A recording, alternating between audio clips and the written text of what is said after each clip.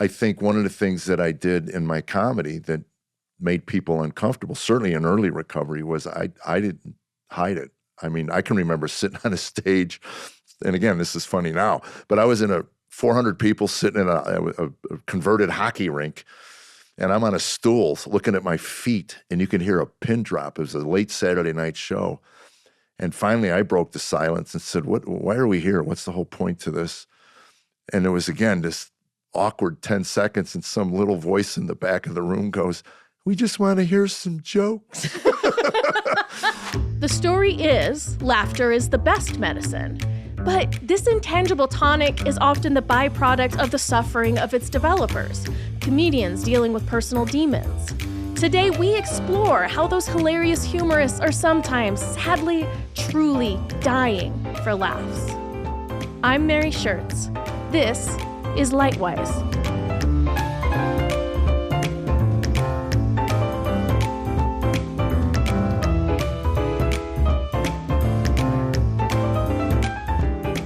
Jeff Allen is an American stand-up comedian who regularly appears on TV and radio, being featured on America's Got Talent, Netflix, Amazon, and DryBar Comedy, among others. His humor, based on his own life experience, has given laughter and encouragement to millions of people.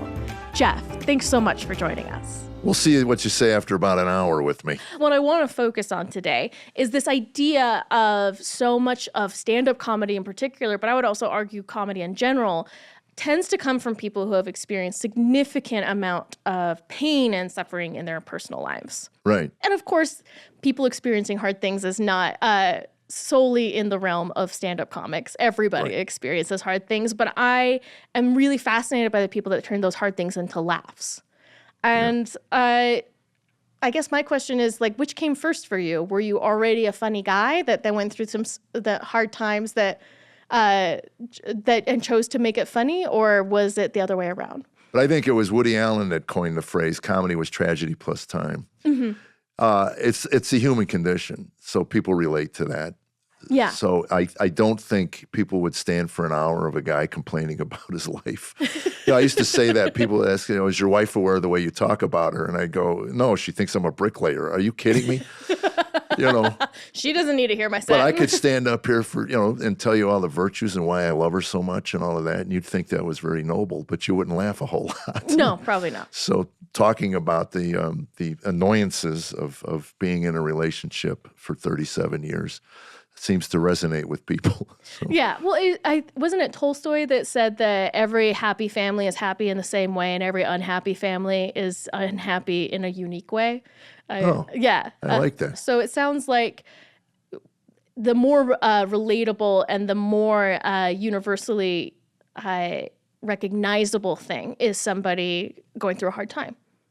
Right, and finding, again, it's the tragedy in time. There's the distance between but the book I just wrote was about self-inflicted, stuff I did. I did all of that. That had nothing to do with any upbringing stuff. Just with your addiction. I've heard C.S. Lewis said suffering was God's megaphone. I mean, pain was really the only motivator for change in any person's life. Why would you change if everything was great? So God gave us suffering and pain to kind of move us and maybe in another direction, But we're the only animal. I heard this. I don't know if it's true or not. I'm sure somebody out there listening would correct me. But we're the only creature God created that when lost, we continue to move. Every other animal on the planet stops, gets their bearings straight, and then so in the process of being lost, I just kept moving in the wrong direction, and it wasn't until I got some sense of bearing and that became my faith and my relationship with Christ. But that was years after I started trying to figure out why I was so miserable. And how to fix it. Yeah, because I had all the boxes checked. I had a beautiful wife who loved me. I had kids that were healthy. I had a job I liked. Again, you check the boxes. That's good. That's good. That's good. And so what's wrong? Why am I so stinking miserable? And so that was kind of the journey for me. It was just trying to figure out. It seemed to me, and it's funny because when we started going to church, I can remember Tammy saying to me, "They all look so happy and they all look so together. They all look so and we still, we had our issues." So it's like you go, but they're not like that. That's the misunderstanding. That's the veneer you put on when you leave the house. And I think one of the things that I did in my comedy that made people uncomfortable, certainly in early recovery, was I didn't hide it. I mean, I can remember sitting on a stage, and again, this is funny now, but I was in a 400 people sitting in a converted hockey rink, and I'm on a stool looking at my feet, and you can hear a pin drop. It was a late Saturday night show. And finally, I broke the silence and said, why are we here? What's the whole point to this? And it was, again, this awkward 10 seconds, and some little voice in the back of the room goes, we just want to hear some jokes. And I said, that's legit. That's a legitimate request. And I said, you did come here to see that. And it kind of broke me out of it, but I never hid it. It was always on my sleeve. I was going to say, it sounds like you were very raw. And I was vicious when I talked about my wife, and women club owners would call my agents and say, I don't want to hire him anymore. This is uncomfortable. I mean, this seems to be coming from some real anger. Well, it was. Yeah. It was, and sometimes if she did come out to see me work, she'd be in the car in tears. You must hate me. I don't hate you. I'm just trying to, I was just angry. Again, you look around and you go, why am I different from everybody? And then that's called terminal uniqueness. You think you're different from it, but it's like, everybody goes through the same stuff. It's just how you process it and what lens you view it through. So from what I understand, the stand-up comedian community is pretty tight-knit. Well, everybody's out doing their own thing now. I mean, before it was, You're all on the road together. Right. You'd work with 3 guys every night, and, you saw the same people every week pretty much, but not so much anymore. Not so much anymore. You're in for a night and you're out, and, With that community, even if it is less tight-knit now, I imagine it was more tight-knit during this time that you were so miserable while still performing. Were you guys all just finding ways to find a lighthearted interpretation of everybody's pain, or were you guys actually talking about how everybody on that, in the club that day seemed miserable performing? Nobody talked about that. I mean, it wasn't a therapy session. Yeah. So, it was really just kind of, and it was interesting because I had friends that were friends of mine when we were kind of at the same level, and then they broke through and got famous, and then we never talked again. Yeah. So the commonality that you had is what clubs are you working, who'd you work with last week, what the club owner, if they jacked you on the money or not, but it was all this superficial stuff. And then when I got into the program, the 12-step program, then when I was living in New York, we had little meetings at the Catch a Rising Star in the corner. Oh, really? But it was about our alcoholism and our disease, and what meetings we were going to, and stuff like that. So that was a deeper conversation and productive for my well-being. You said it wasn't a therapy session, but you getting up on stage and saying some things like... That was my therapy. I was going to say, was that the way that you were processing? Maybe not healthily, right. But... Oh, yeah, definitely. I worked inside out. I've always worked inside out. I mean, when I was drinking and drugging, I talked about drinking and drugging, and then when I quit... you talked about quitting. I talked about quitting, and club owners were getting upset because there's this alcoholic talking about not drinking. You can't drink anymore. And their whole point is to sell drinks. So, That would make it weird. Yeah. I never read a book until I got sober, outside of the Willie Mays story. I think I read that 5 times. But I never read, even in school, I wouldn't read the books for the book reports. Yeah. I would just listen to the discussions, and I'd fly by with my 2.0 C student. I'd get by in the middle of the pack, and I was happy for that.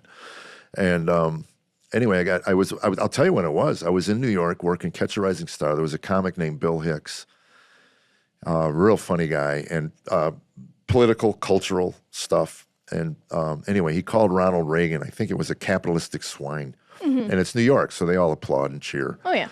And I'm driving home back to Jersey where I lived, and I realized I didn't even know what a capitalist was. I had no clue what he said. I knew what a swine was. I didn't know what a capitalist was. So I went home and looked it up, and that little voice that I've learned now is, that I assign it to God or, the Holy Spirit. But it says, you make your living with words, and you don't know any. You're a moron. So I actually went out and I bought an ACT book on words. So I decided to start punching up my vocabulary a little bit. And then I saw, I think it was an Ayn Rand book called The New Intellectual. And I said, well, I'm going to be an intellectual. I mean, not knowing what that entails. So anyway, I was looking up like 5 words a page reading her books. And anyway, that got me into reading. Then I went to a therapist who said, what books are you reading? I go, I don't really read. She goes, oh, Jeff, you can't be in recovery without reading. So she put Road Less Traveled in my hand, Scott Peck's book. And a couple things I got from there that really resonated was life is difficult. That's like the opening of the book. Life is difficult. When it can be accepted as such, it no longer is difficult. It's just a series of problems that need to be solved. So you realize that everything in your life that's an obstacle in your way is probably a problem, and you just need to know how to solve these things. And the other thing I got out of it was true love can't even begin in a relationship till conflict enters the relationship. In other words, I mean, there's no such thing as a conflict-free, loving relationship. Yeah. So that thing that people are chasing, especially today on the internet, that euphoric feeling you get that they think is love, is not love. It's just something put there by God to keep the species going. And so that moment that conflict enters, I want Chinese food. No, I want Mexican food. Now you have a conflict with your supposed love of your life, and now you got a chance to grow into love. We didn't know how to conflict well. I didn't. Yeah. I smashed things. I mean, in my house, the loudest voice won. And one of the things that's in the book that I share is standing on a stool and yelling at my wife till she fell to her knees and wept. And then I put my son to bed that night. And he says, Daddy, you win. And I said, what do you mean? He goes, you yell, Mommy cries, you win. And that was got me into therapy. Wow. I went downstairs and told Tammy I need help. She goes, you think? I agree. Yeah. So, every little thing that happens is these what I call, they're just kick points. You hit a wall and you go, I can't continue to live like this. So now where do I go? And that's kind of where the title of the book came from. Are we there yet? I visioned, you're on a journey with your parents. You're in the back seat. You're impatient. You want to get there. You have no idea where you're going. The parents are in control of everything. So what would happen if they just left you at a rest area and took off? And now you're in the car. You don't even know how to drive. That's recovery. Day one, you walk in, you go, I have no idea what this is going to look like. I had preconceived notions of trying to live sober, scared me to death of living without alcohol, but I knew I couldn't continue. I was going to lose, the valuable things. I at least valued them enough to be willing to try this journey. So that's it. You just kind of, and then every little thing you pick up, whether it's therapy, a book, I would read a book. She would look at me and go, yeah, I know, Jeff, we're losing the house. But I go, I think I got it. I'd read something, In recovery now, I don't even know what's popular. I just take the big book in and go to my meetings and raise my hand occasionally. And I'm just there kind of as support to other people to let you know you can make 35 years without a drop. Well, and it also sounds like you're continuing to work that muscle. Oh, God, yes. that even if you're not going, I got to get to a meeting, you are saying, well, but if I don't go to a meeting, I will lose this kind of focal point. And this. Well, that's, again, to me, I quit going for a long time because I had church, I had men's groups, I had guys I golfed with that were in the program. I had all these reasons. I was still doing recovery, but outside of the rooms. And then, again, on my prayer life, you sit down on your knees and a little voice goes, where would you be if everybody in that room when you started was new? I mean, you'd look around and see all these broken... And say we're all hopeless. Yeah, we're all angry, bitter, jaded, cynical, foul-mouthed human beings. You needed to see somebody smiling and going, yeah, because I got so sick of hearing that. It'll pass. And raise your hand. I hate life. Well, it'll pass. And it does. It does. You learn that whatever you're going through today is going to pass. So you try to live one day. It's a cliche, but that's it. The one day at a time. Yeah, you use the past to try to learn from, but the future, you have no control over that. So today is it, and you try to make your life, the a little better for today. Kind of want to synthesize a couple of things we've been talking about, which is like first that you realized you needed to be expanding your vocabulary and then your knowledge, and that all of that did in different ways contribute to your recovery. What did it do to your stand-up material? Oh, everything. Made it, and really what cleaning it up is what changed everything. Well, I have parents come to me now and go, my son wants to be a stand-up comic. You have any advice? I go, yeah, tell him to read. Kids don't, people don't read. I mean, they really don't. I mean, everything's on video. But I said, that's where your references come from. That's where your knowledge comes from. So, and I said, everything from People magazine to Socrates, just pick it up and absorb it. And then as you begin to put your comedy together, you'll have maybe some obscure things because you can only talk about 8 or 9 things. Otherwise, Steve Martin used to do this whole routine, and everything was a plumbing reference. Yeah. And the crowd just stares at him, and he goes, wow, they killed at the plumbing convention. So if you're going to, people have to be able to relate to you. So as a storyteller, we got called into school. My son was in 4th grade, and he called his teacher some really nasty names. She couldn't even repeat them. Cut foul words. And I remember Tammy and I were sitting there. As parents, you go, I said, I'd love to look you in the eye and tell you I have no idea where that child heard that kind of language. But driving home that day, Tammy said, this is not pretty.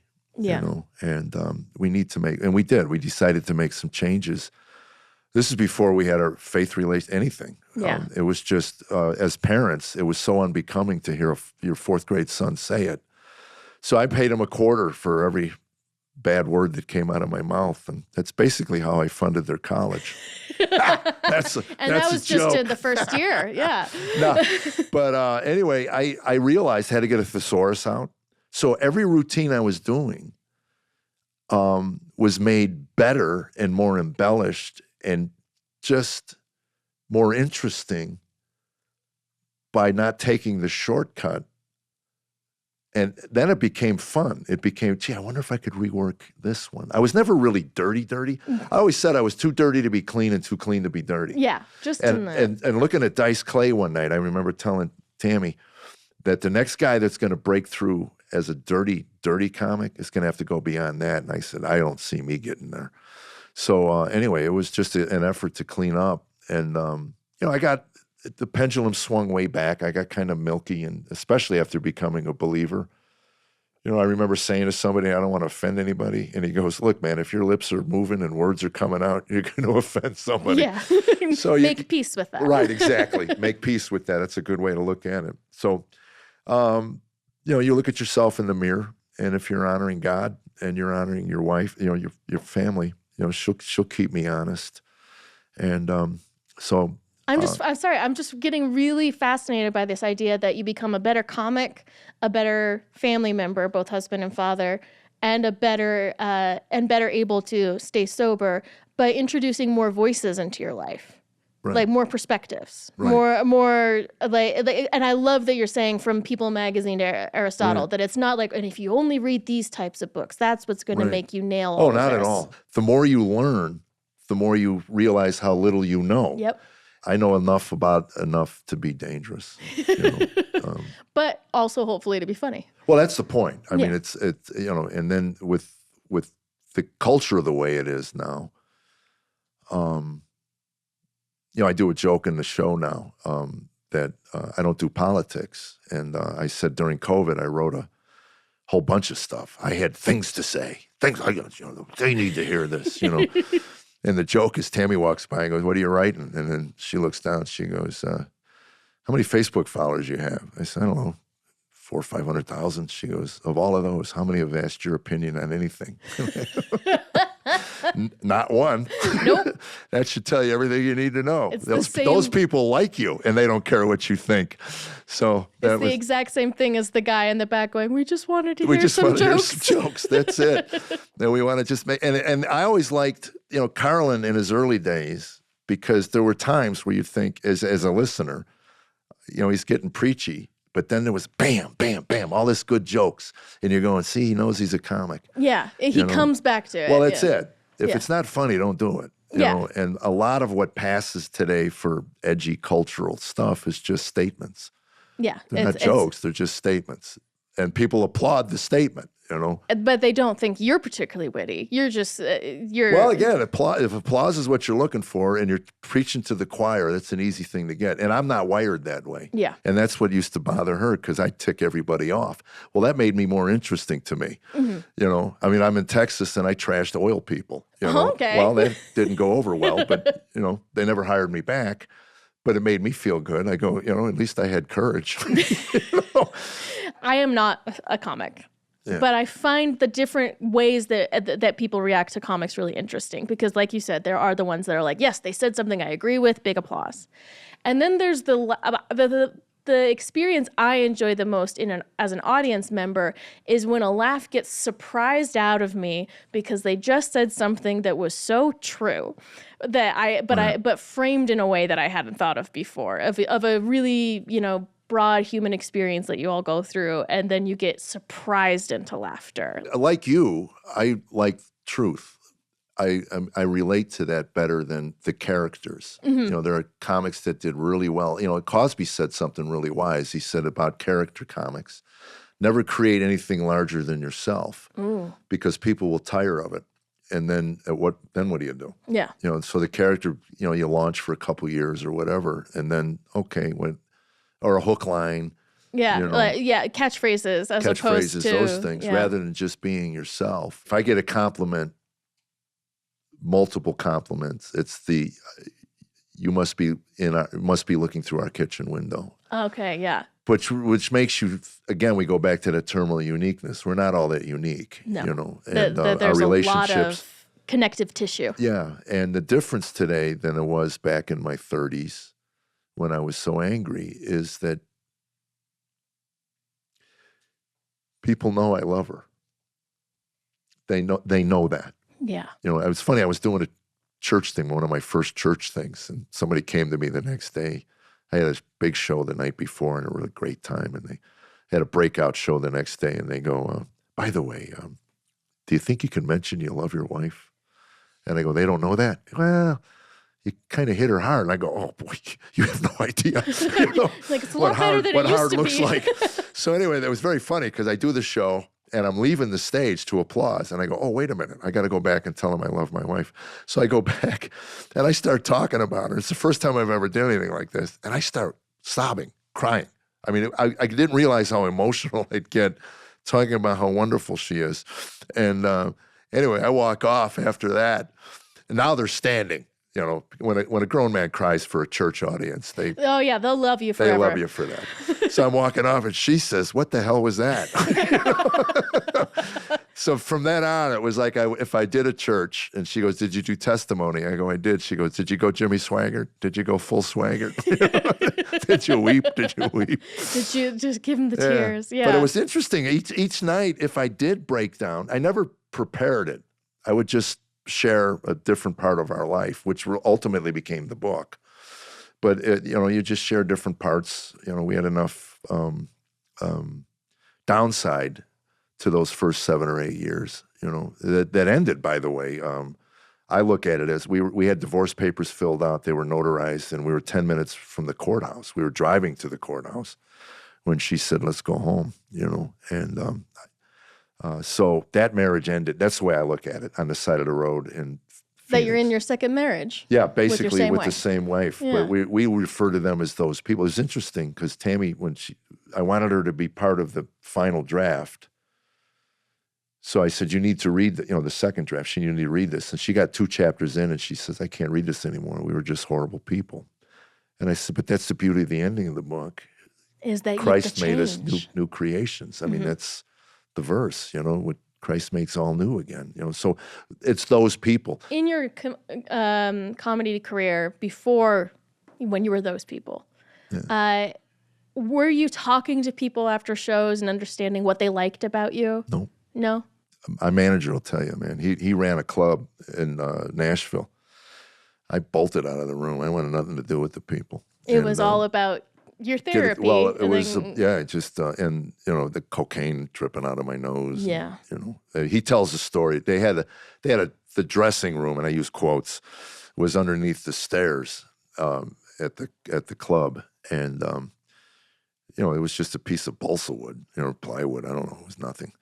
And one night I bombed on stage or something. I got off and ran into that room, slammed the door, and the whole audience heard me berating myself at the top of my lungs. You piece of, Oh, no. And yeah, he said, you can hear a pin drop. I mean, they just saw you on stage. Yeah. And now you're in there. Is he going to be all right? They're like, oh, no, I know we didn't laugh. And again, everything was internalized. Everything, and... no, you're not furious at them. You're furious at yourself. Right. Yeah. Yeah, I just, again, you want to be there. You want to be finished. You want to, I don't know, look around. Everybody else seemed to have it together. But you realize, no one did. No one does. Yeah. Nowadays, do you open yourself up more for understanding why the audience likes you? Oh, absolutely. Lenny will tell you, I'm the last guy to leave. Yeah. I'm the last guy. I can't believe, there was a period where I couldn't believe anybody wanted to meet me, And I remember when the guy that ultimately put the Bible in my hands, and, he's got a chapter in the book, Phil, and he was... when he said to me, I like you. And I still get choked up thinking about it. I mean, like, why? I mean, I don't know if anybody knows what it's like to have so much loathing within you. I was about to say, I imagine that wasn't something you ever said to yourself. Oh my gosh, no. And then you think, why? I was just this I just looked at myself as just this vicious human being that I didn't want to be who I was. I used to tell my wife that. I don't want to be this way, but I don't know how to stop. On the side of the road, I told her, you're out. She says, let's go home. I go, you're out. She goes, what do you mean? I go, 10 more minutes. You can get out from me. You deserve better than me. I mean, I loved her, but my brother was tainted. My father was, so you just look around you at the men in your family and you go, I'm a slave to my nature.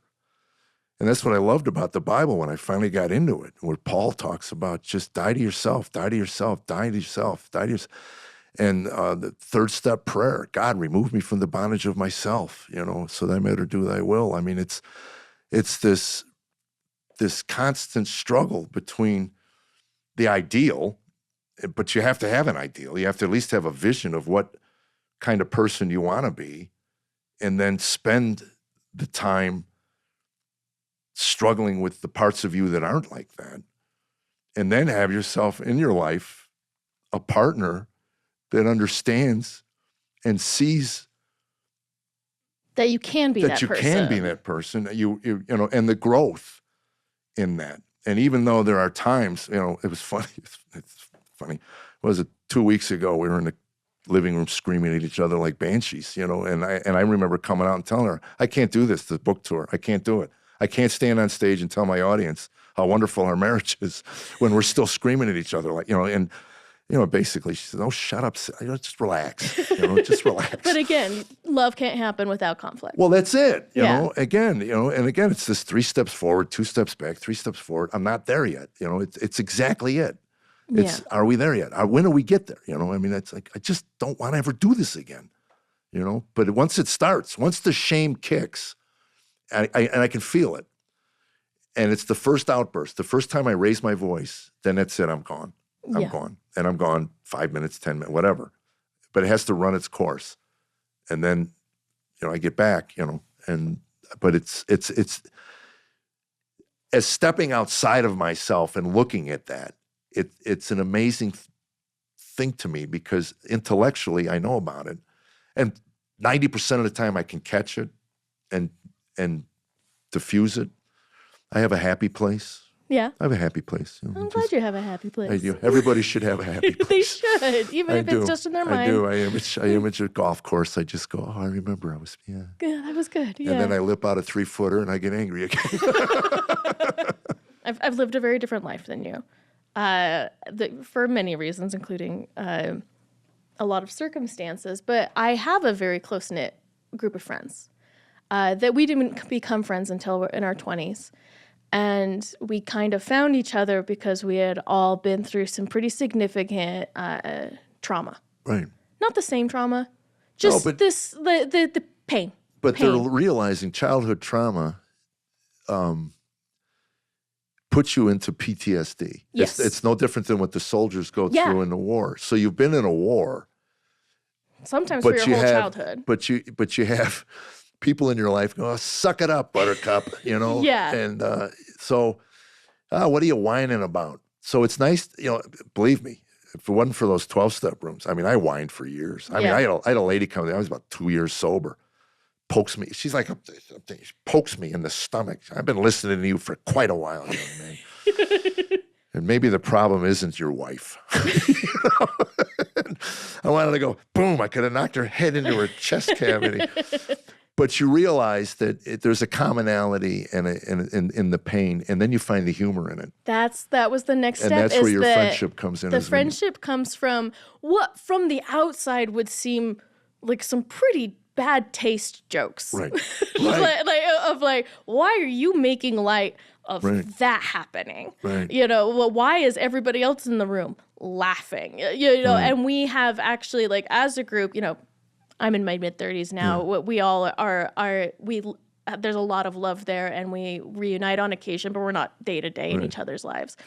And we still discuss occasionally of like, yeah, you have to kind of ease people into some of these things that I'm going to speak really lightly of, but that doesn't mean I take them lightly, but it helps me to be able to find a way to laugh about it. Yeah, when you say you're an alcoholic, I don't think it takes a genius to figure out you've probably had a pile of garbage. Yeah. Nobody admits they're an alcoholic. I mean, unless they're just suffering. Nobody walks into an AA meeting as a drunk and goes, hey, you guys look like you're having fun. I think I'll quit. You know? Yeah. No, your life implodes, and you know, and depending on what part of the elevator you want to get off, you know, if you want to get off before you wind up in the streets and the gutter, and you know, but there's a part of that relationship of I know what you're going through, and laughing about that pain. That's the final healing part. You know, I used to make light of it. You know, I got a DUI, and I used to make light of that. And then the culture shift that you can't make fun of drunk driving. But I thought, you know, I'm out the other end on it. You know, and I'm not laughing about this I continue to drive drunk. My opening line was, you know, I got drunk drivings when they were hard to get. You know.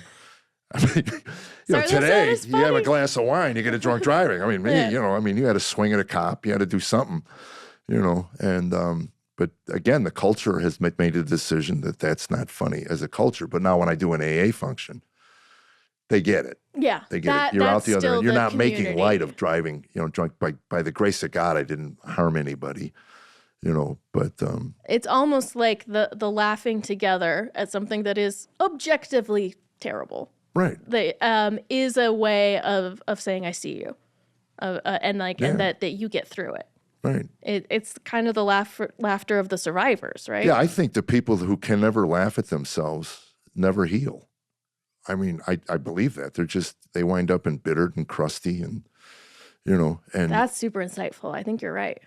I think God gave it. First of all, laughter is so healing. I mean, with the endorphins and you know, they call that the body's natural morphine. Yeah. So if you're laughing, you're releasing morphine, you know, natural morphine in your body, which heals the pain.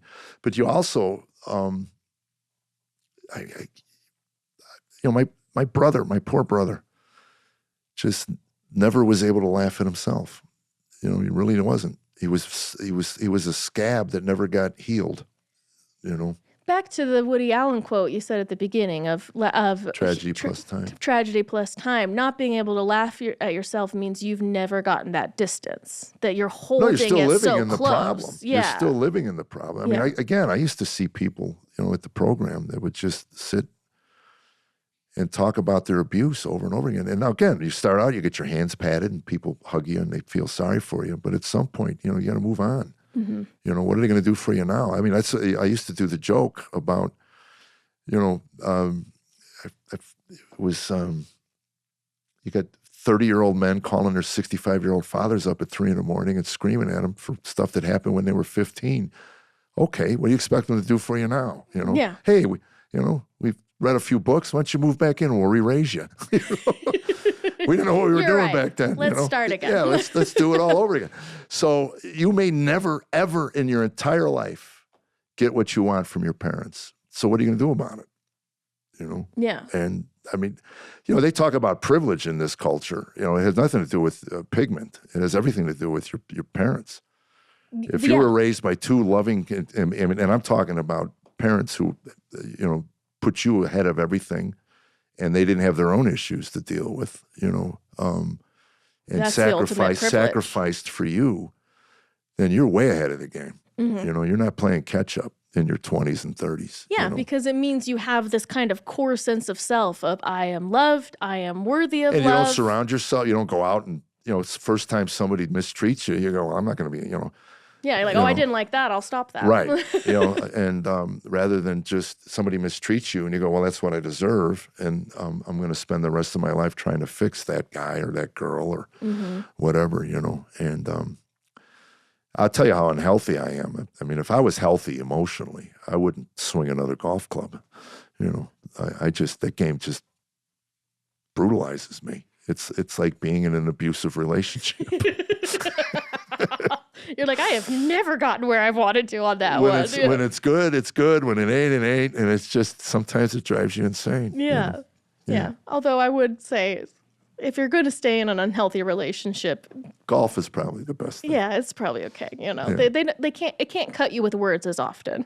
No, well, it's all self-inflicted. Yeah. I do a joke I have now. I play woke golf. Yeah, that's where you hit your tee shot, and then you pick the ball up and put it where you feel it should be. Yeah. I've had 37 hole-in-ones last week. Oh, yeah? Yes. You felt that, like... Yeah, people talk about their hole-in-ones. I go, it's nothing. I get them all the time. I like it. Have you... I am sure that you've had people come to you and say, your humor's too dark, you're joking about things you shouldn't joke about. Have you ever had a productive conversation around that? Or has it been like, that's in your opinion and... I had a woman years ago. I used to do a thing about a flight attendant named Russell, and I impersonated Russell. Yeah. Hi everybody, I'm Russell. So I had a woman come over to me and go, "How do you think gay parents would feel about your joke about Russell?" And I go, "Well, I hope they laugh." And she says, "Well, some people might not find it funny." And I go, "Well, okay, I'll give you that. There's people don't find 90% of what I do funny. I mean, it's 6 billion people. Like, I'm not going to please everybody." But I said to her, if you could point out where there's any malice in what I do, if you find malice in that, I'll drop it. Yeah. And she sat there silent. And I said, you can't, because there is none. And that's the way it used to be. People judged comedians or they judged entertainers by their heart, and you could talk about anything you wanted to talk about. There was no off-limit topic, taboo topic. And then because if it was malicious, then everybody, America's got a great sense of fairness. I mean, they're not going to sit and put up with this, especially if you're talking about another group. Yeah. But, now it's just, well, you can't talk about that because you're not part of the group. And I go, what are you talking about? I'm an observer. I'm an observer of life. I live in a melting pot. Why can't I talk about that stuff? Yeah. This is nonsense. And so anyway, I don't do the Russell thing because I'd been doing it for 10 years and I just got tired of doing it. Yeah, you moved on. I didn't look at it and go, well, I'm going to stop doing it because the culture shifted. Yeah. And I'm an old man, so leave me alone. I feel like that's a good fight back there. But I really like that idea of, I feel like that's a good internal check in comedy of like, am I being malicious towards someone? And I mean, and you say early in your career, you were being malicious towards your wife. I was. And people picked up on it and it was uncomfortable and I paid a price for it as a performer. But they were right. There was a malice there that I would have denied. It's just comedy. Yeah. One of the funniest things, one of the stories that changed so much was we got into an argument over a roaster chicken. And I'm not going to go through the whole story. It's a long story. But the end of the true story was I threw the chicken into the sink and tried to stomp it into the garbage disposal to grind it up. And I told the story initially with that.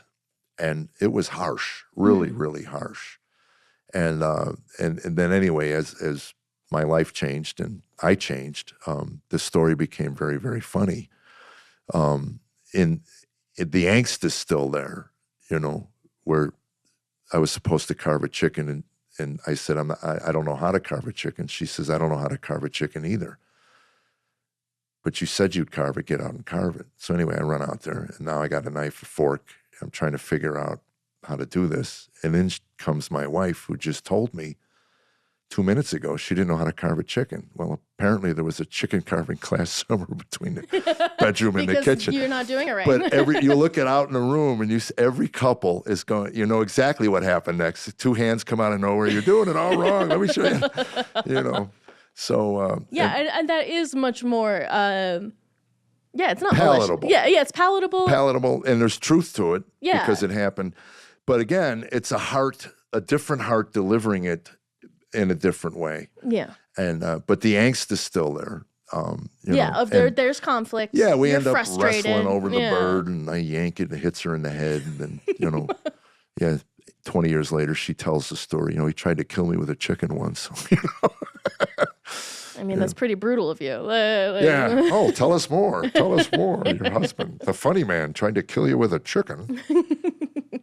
As we've been talking about humor, about people's responses to humor, I like that you're pointing out, like, oh, no one, I'm never going to tell a joke that everybody finds funny.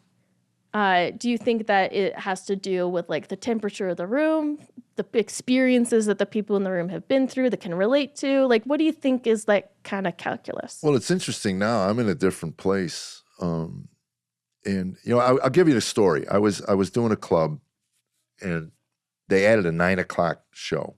Mm-hmm. My audience doesn't drive after dark.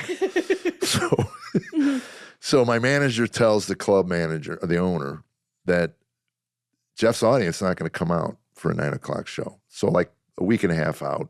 And our contract specifically says no passes. I mean, I'll work for 12 people who paid to see me. Yeah. I don't, it's a bad night, but I'll still do it. I don't want a room full of people who don't know who I am. I did that for 20 years, and I got out of it because it was much more difficult than it needed to be. So anyway, sure enough, they call him a week and a half out, and they go, this 9 o'clock show is not selling. We told you that. So anyway, they paper the room, they fill it up.